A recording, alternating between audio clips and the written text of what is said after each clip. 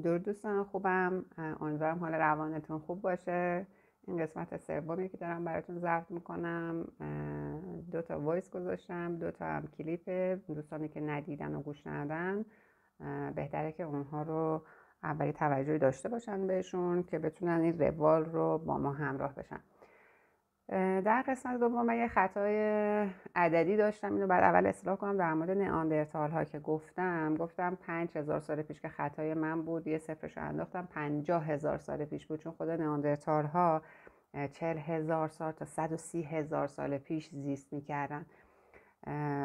در رابطه با آرایش که در مورد نئاندرتال ها داشتم میگفتم، اینا دیدن که طی بررسی ها یه سری صدف هایی بودن که از گوتیت زرد یا گئوتیت زرد، هماتیت قرمز و پیریت سیاه بودن که نئاندرتال ها در 50000 سال پیش در اسپانیا به عنوان ظروف از اینها برای آرایش استفاده میکردن. یعنی ببینید مبحث آرایش چقدر قدمت داره و چقدر قدیمیه.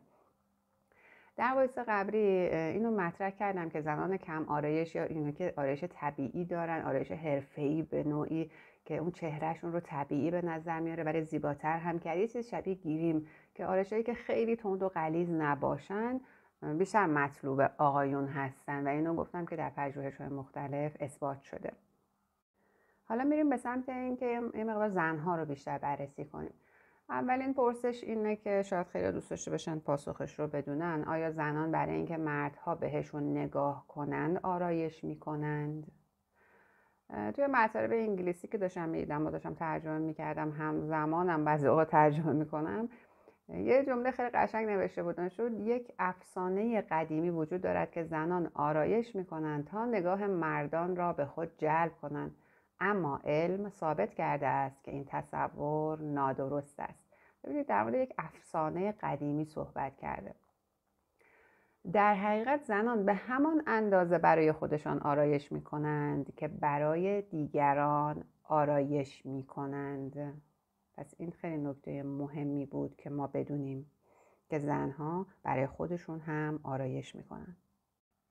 یک خانم آرایشگری به نام لیزا الدریچ بودن که ایشون یک کتابی هم ظاهرا نوشتن به اسم نقاشی صورت یا رنگ کردن صورت، حالا به نوعی نمیدونم فارسی اینها تو ایران اصلا ترجمه شده یا نه.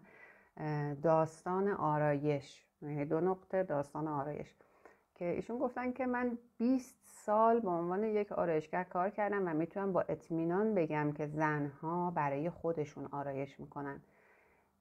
تجربه 20 سال کارشون رو ارائه دادم. ایشون گفتن که آرایش نقش‌های مختلفی میتونه در زندگی یک زن ایفا کنه. میتونه به زن احساس قدرت بیشتری بده، میتونه برای رویارویی با هر موقعیتی زن رو آماده بکنه. این هم نظر ایشون بوده.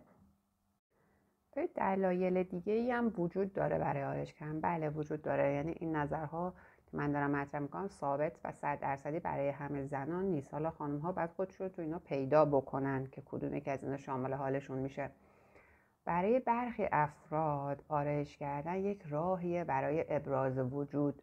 میخواد سلیقش رو نشون بده، شخصیتش رو مطرح بکنه، بگه من اینطور کرکتری دارم، این ویژگی هایی رو دارم و خودش رو در واقع یه جوری پرزنت کنه به جامعه و نشون بده قابلیت های خودش رو. برای بعضی ها هست که احساس اعتماد به نفس بیشتری میکنن وقتی آرایش میکنن، اعتماد به نفسشون بالاتر میره، عزت نفس بهتری دارن.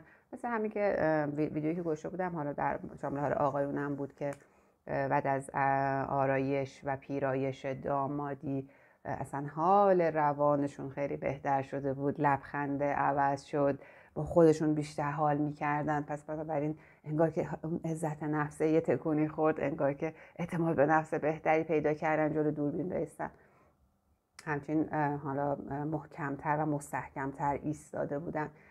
پس بنابراین این نه تنها برای خانم ها، برای آقایان هم همینطوره. در واقع آرایش میتونه باعث بشه که اعتماد به نفس بالا بیاد و اینو پژوهش ها هم نشون دادن. ولی همه به خاطر این آرایش نمیکنن. بعضیا ممکنه آرایش میکنن که دوست دارن تو جامعه که میان یه جور خاصی به نظر بیان. یعنی مثلا شما وقتی این خانم رو میبینی خانم ایکس همیشه مثلا این تیپ آرایشش خیلی جالبه، مخصوص خودشه.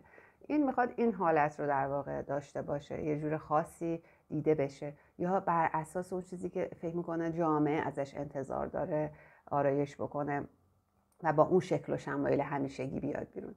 بعضی هم هستن که فقط از آرایش کردن لذت میبرن. It's fun for them. فقط لذت میبرن. فکر کنم کار باحالیه، کار سرگرم کننده ای هستش. پس بعضیا برای بالا بردن اعتماد به نفسشون، بعضیا میخوان هویت و شخصیت خودشون رو بیان کنن، بعضیا هم میخوان که خودشون رو به شکلی خاص و یا مشخص به آدمای دیگه نشون بدن. بعضیا هم برای تغییر و تنوع ظاهری این کار میکنن. خسته میشه از یه چهره ثابت، میخواد که یه تنوعی به خودش بده. حالا یه روز سایه مثلا قهوه‌ای ملایم میزنه، فردا سایه خاکستری میزنه یا نقره‌ای میزنه. میخواد یه ذره تنوع داشته باشه، از یک نواختی خسته میشه. حالا در کنار اینها بعضی ها هم هستن که آرایش میکنن تا عیب‌های خودشون رو بپوشونن. حالا این عیب ها میتونه صورت مثلا ککمکی داره، صورتش یه جاهایی لک داره، یا مثلا حفره های این سلول های پوستیش خیلی درشته، مثلا دیده میشه و این دوست نداره این رو دیده بشه. میخواد یه سری عیوبی، یا مثلا بینیش خیلی بزرگه، میخواد با این گریم یه ذره بینیشو کوچیک‌تر نشون بده و میخواد که خودش رو برسونه به اون استانداردهای زیبایی که جامعه داره بهش القا میکنه و ازش انتظار داره. و در واقع بعضی خانم ها آرایش میکنن چون احساس عدم امنیت دارند. ولی این مشخصه که یکی از دلایلی که خانم ها دارن آرایش میکنن در اثر اینه که فشار اجتماعی بالاییه که هی میخوان که در واقع جامعه داره به زنها وارد میکنه که تو باید زیبا و زیباتر باشی برای اینکه بتونی بیشتر دیده بشی، بتونی حتی یه مصاحبه شغلی که میری خب هرچی زیباتر باشی، آرایش بهتری داشته باشی، بتونی اون فرد رو تحت تاثیر قرار بدی، توی قرار ملاقات بتونی اون که رفتی دیت کردی بتونی اون مرد رو تحت تاثیر قرار بدی و در واقع بتونی بر خودت یار رو انتخاب بکنی، یارت رو انتخاب بکنی. برای همین این یک فشار هم هست که از طرف جامعه به خانم ها داره وارد میشه که اینها میرن به سمت اینکه خب آرایش بیشتری داشته باشند. و بله، البته بعضی زنها هم برای اینکه جذابتر به نظر بیان و بتونن تاثیرگذار باشن بر دیگران آرایش میکنن، اما مثلا مثل همون مصاحبه شغلی یا قرار گذاشتن. اما شاید بعضی ها هم بیشتر از این دنبال یه سری اهدافی باشن.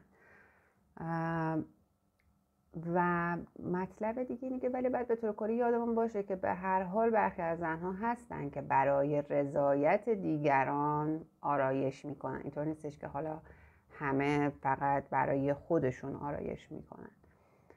اگرچه خیلی از افراد ممکنه همچنان بر سر این باور باشن که نه، ما وقتی آرایش میکنیم در واقع داریم اون خود اصلیمون رو، اون چیزی که خلق شده بودیم، طبیعی و خدا داده بوده رو داریم تغییر میدیم و نباید این کار بکنیم. اما امروزه دیگه در سرتاسر جهان افراد بسیار زیادی هر روز دارن آرایش میکنن و عده‌ای بسیار زیادی از اونها هم اعتقادن که آرایش خودش یک شکلی از هنره. در واقع خلق کردن خودش یک هنره. بنابراین شما میتونی حتی این نگاه رو به آرایش داشته باشی که میتونه خودش خلاقیت رو در شما تقویت بکنه اگر تلاش بکنی که خلاقانه تر هر بار عمل بکنی. آقایی به نام جین پولینسکی که یک درمانگر سلامت روان هستن گفتن که آرایش میتونه درمانی باشه، چون که هنره، شکلی از هنره، میتونه درمانی باشه. وقتی فرد داره آرایش میکنه تمرکزش رو از چیزهای ناخوشایند برمیداره و متمرکز اون خلق اثر در چهره خودش داره میشه. پس بنابراین به شدت روش تمرکز میکنه. این خودش یه جور انگار جدا شدن از چیزها و وقایع ناخوشایند در ذهنشه. پس کمک میده که حال روانیش بهتر بشه. خب اگر گوش کردید این وایس رو، خوشحال میشم که کامنت هاتون رو بخونم و اگر نظر خاصی دارید بیان کنید و من بشنوم. سپاسگزارم.